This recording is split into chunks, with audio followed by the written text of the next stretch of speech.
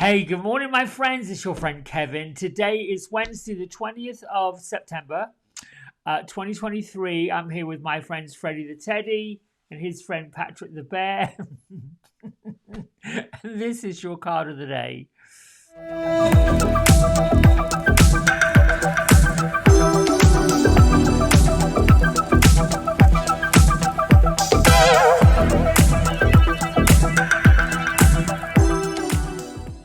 All right, so off we go. We're going to use the Keepers of the Light Oracle cards by Kyle Gray, images by Lily Moses.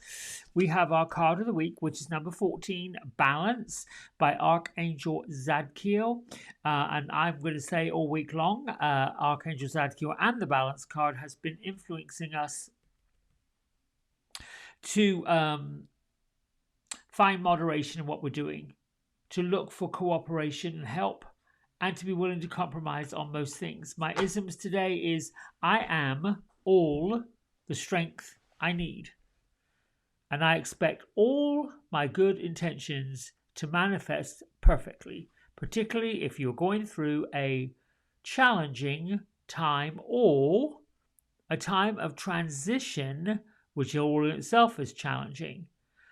Look at the transitional period you're making is part of what is going to manifest, and you set these wheels in motion based on your desire. And if your desire was stronger than the doubt, then that's what's happening. All right, let's get to the card of the day, see how all this plays out. Great Father in the sky, loving Mother in the earth, angels, ancestors, ascended ones, keepers of the light from all four corners and all realms, I welcome you.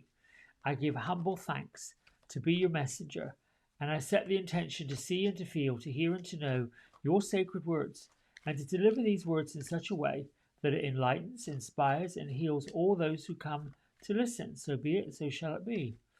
One more shuffle through it. She says one more time. Give it one more go. Okay. All right. Angel of Spirit, this one. Yes. All right. Let's go see. Oh, Odin, psychic insight. Ooh. So, I like this card. It is your third eye is wide open. And the truth is what it is. Again, we're being asked to follow our intuition.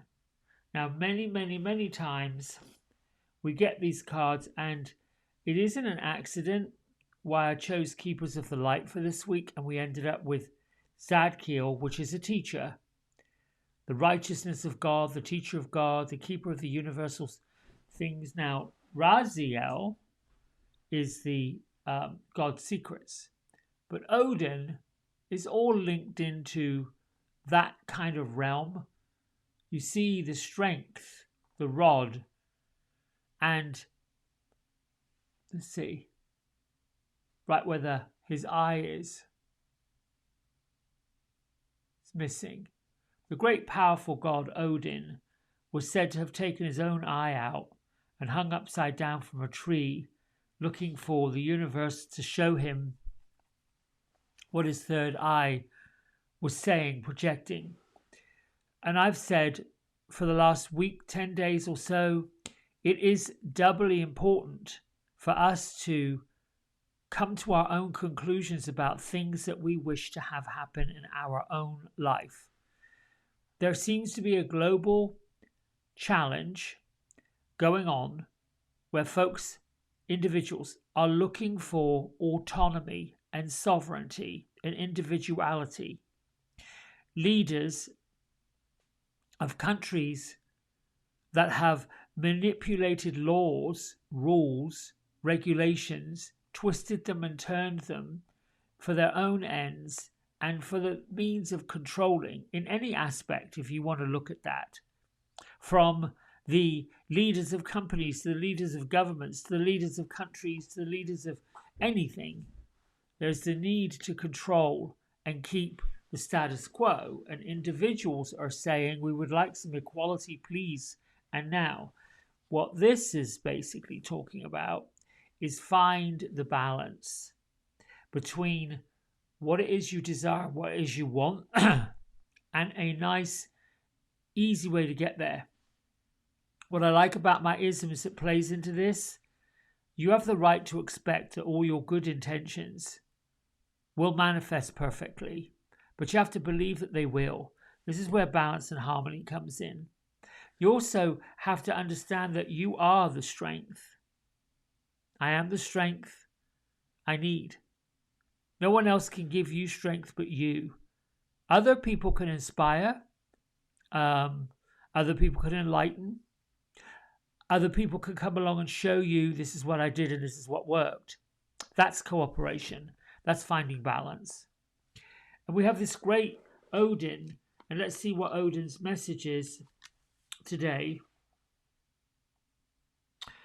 Basically saying you are being encouraged to see beyond your own physical eyes. In other words, see past what you feel like is in front of you. What's in front of you could be part of past. What's in front of you could be part of illusion. What's in front of you could be part of something that you're not really quite sure you are vibrating with anymore. So look within your heart, look within your soul, look within your own being, and ask yourself the questions: what does my higher being feel about this?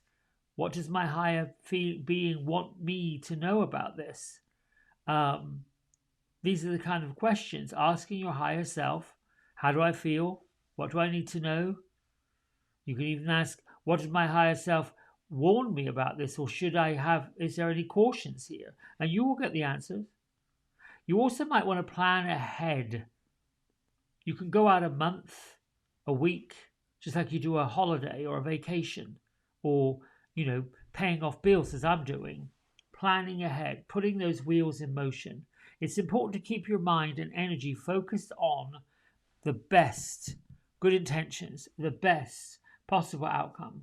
And there's going to be signs and symbols from spirit, from your spiritual leaders, from your ascended ones, from your angels, from your guardian angels, that will tell you if you're on the right path.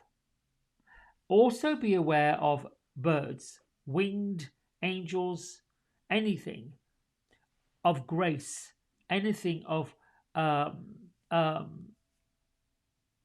that's it. Anything of grace, anything of kindness, anything of just love to be coming upon your pathway. It's basically saying you're going to be given these messages, you're going to be given these epiphanies, you're going to be given this light. It's a bit like the breadcrumbs.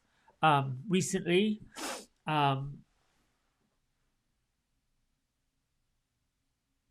number 555 has showed up for me and someone else. And that's about transformation. It's about being on your right path.